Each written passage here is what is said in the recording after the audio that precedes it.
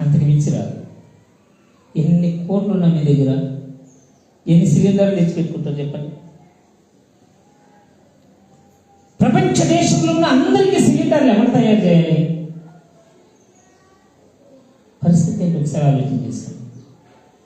ఫ్రీగా ఇస్తున్నారు కదా దేవుడు. ఎప్పుడైనా ఆలోచన చేశారా?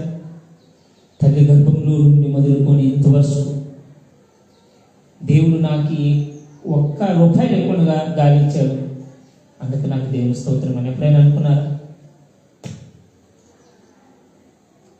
లేదు. ఏదైనా మన దగ్గర లేనప్పుడు దాన్ని వెలుగేంటి తెలుస్తుంది. సమయం కూడా అంతే. మరణ పడకలో ఉన్న వారిని పోయి అడగండి, ఆ విలువేంటి చెప్తారు. కాలు చేతులు లేని వారిని అడగండి, వాటి విలువేంటి చెప్తారు.